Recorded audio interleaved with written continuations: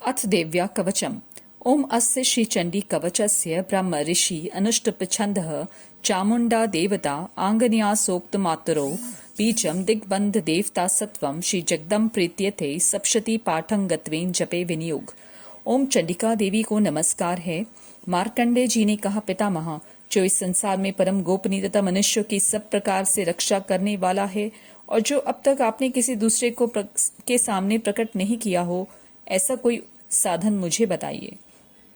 ब्रह्मा जी बोले, ब्रह्मांड, ऐसा साधन तो एक देवी का कवच ही है, जो गोपनीय से भी परम गोपनीय, पवित्र तथा संपूर्ण प्राणियों का उपकार करने वाला है। महामुनि से श्रवण करो। देवी की जो 9 मूर्तियां हैं, उन्हें 9 दुर्गा कहते हैं। उनके पृथक पृथक नाम बतलाए जाते हैं। प्रथम नाम शैलपुत्री, दूसरी मूर्ति का नाम ब्रह्मचारिणी है, तीसरा स्वरूप चंद्रघंटा के नाम से प्रसिद्ध है, चौथी मूर्ति को कूष्मांडा कहते हैं, पांचवा दुर्गा का नाम स्कंद माता है, देवी के छठे रूप को कात्यायनी कहते हैं, सातवां कालरात्रि और आठवां स्वरूप महागौरी के नाम से प्रसिद्ध है, नवी दुर्गा का नाम सिद्धिदात्री है। ये सब नाम सर्वज्ञ के महात्मा वेद भगवान के द्वारा ही प्रतिपादित हुए हैं। जो मनुष्य अग्नि में जल रहा हो, रणभूमि में शत्रुओं से घिर गया हो, विषम संकट में फंस गया हो तथा इस प्रकार से भय से आतुर होकर जो भगवती दुर्गा की शरण में प्राप्त हुए हो, उनका कभी अमंगल नहीं होता। युद्ध के समय संकट में पड़ने पर भी उनके ऊपर कोई विपत्ति दिखाई नहीं देती। उन्हें शोक, दुख और भय की प्राप्ति नहीं होती। जिन्होंने भक्ति पूर्वक देवी का स्मरण किया है, उनका निश्चय ही अभयदय होता है।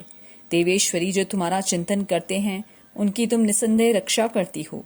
चामुंडा देवी प्रेत पर आरूढ़ होती हैं, वाराही भैंसे की सवारी करती हैं, ऐन्द्री का वाहन ऐरावत हाथी है, वैष्णवी देवी गरुड़ की ही आसन जमाती हैं, माहेश्वरी वृषभ पर आरूढ़ होती हैं, कौमारी का वाहन मयूर है, भगवान विष्णु की प्रियतमा लक्ष्मी देवी कमल के आसन पर विराजमान है और हाथों में कमल धारण किए हुए हैं। वृषभ पर आरूढ़ ईश्वरी देवी श्वेत रूप धारण कर रखा है। ब्राह्मी देवी हंस पर बैठी हुई हैं और सब प्रकार के आभूषण से विभूषित हैं। इस प्रकार से सभी माताएं सब प्रकार की योग शक्तियों से संपन्न हैं। इसके सिवा और भी बहुत सी देवियां हैं जो अनेक प्रकार के आभूषण की शोभा से युक्त तथा नाना प्रकार के रत्नों से सुशोभित हैं। ये संपूर्ण देवियां क्रोध से भरी हुई हैं और भक्तों की रक्षा के लिए रथ पर बैठी दिखाई देती हैं। ये शंख, चक्र, गदा, शक्ति, हल और मूसर, खेटक और तुमर, परशु तथा पाश, कुंद और त्रिशूल एवं उत्तम शांग, धनुष आदि अस्त्र शस्त्र अपने हाथों से धारण करती हैं। दैत्य के शरीर का नाश करना, भक्तों को अभिदान देना और देवताओं का कल्याण करना, यही उनके शस्त्र धारण का उद्देश्य है। कवच आरंभ करने से पहले इस प्रकार की प्रार्थना करनी चाहिए। महान रौद्र रूप, अत्यंत घोर, महान पराक्रम, महान बल और महान उत्साह वाली देवी, तुम महान भय का नाश करने वाली हो, तुम्हें नमस्कार है। तुम्हारी ओर देखना भी कठिन है। शत्रुओं का भय बढ़ाने वाली जगदम्बिके, मेरी रक्षा करो। पूर्व दिशा में ऐन्द्री, इंद्रिय शक्ति, मेरी रक्षा करो। अग्निकोण में अग्नि शक्ति, दक्षिण दिशा में वाराही, नैश्चित्य कोण में खड्गदानी, मेरी रक्षा करे। पश्चिम दिशा में वारुणी और वायव्य कोण में मृग पर सवारी करने वाली देवी मेरी रक्षा करे। उत्तर दिशा में कुमारी और ईशान कोण में शूलधारिणी रक्षा करे। ब्राह्मणी, तुम ऊपर की ओर से मेरी रक्षा करो और वैष्णवी देवी नीचे की ओर से मेरी रक्षा करे। इसी प्रकार से शव को अपना वाहन बनाने वाली चामुंडा देवी दशो दिशाओं से मेरी रक्षा करे। जया आगे से और विजया पीछे की ओर से मेरी रक्षा करे। वाम भाग में अजिता और दक्षिण भाग में अपराजिता रक्षा करे। उद्योतनी शिखा की रक्षा करे। उमा मेरे मस्तक पे विराज होकर रक्षा करे।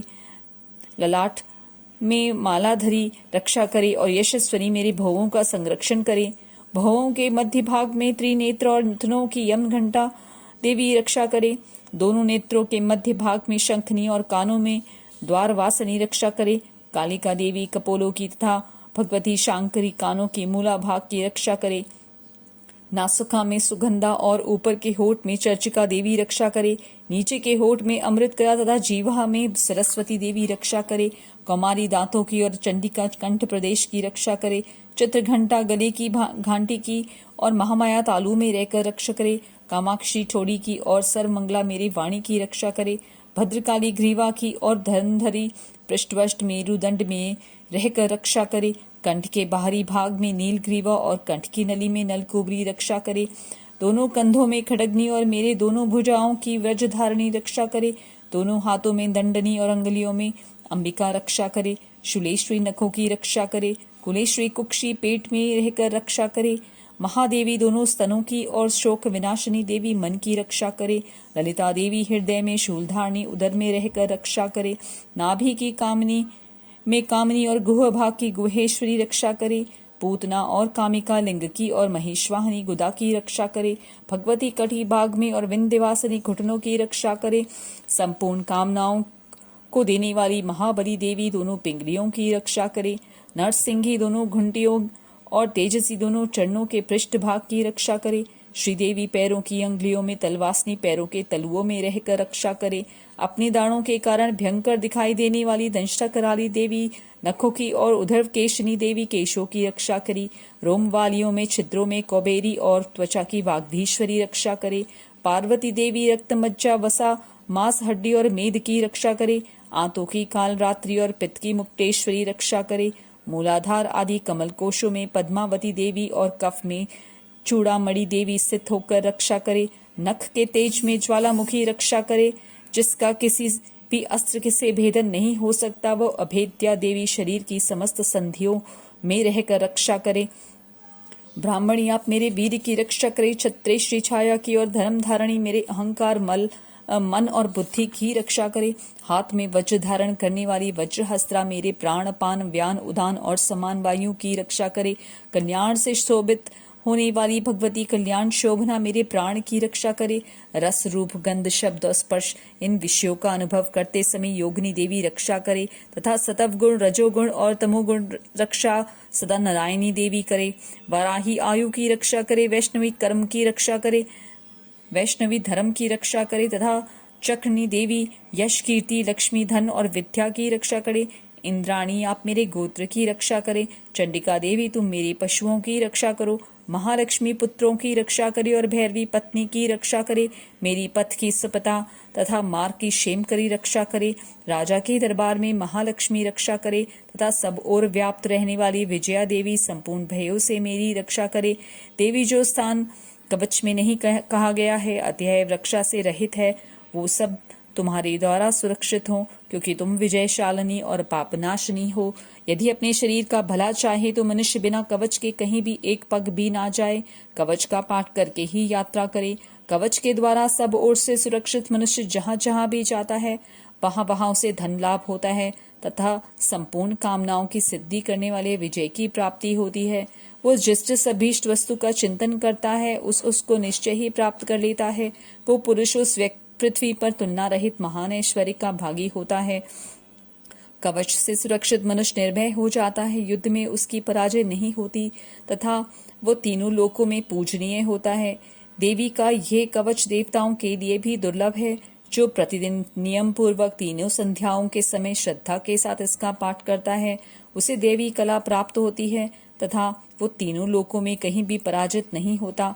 इतना ही नहीं, वो अपमृत्यु से रहित 100 से भी अधिक वर्षों तक जीवित रहता है।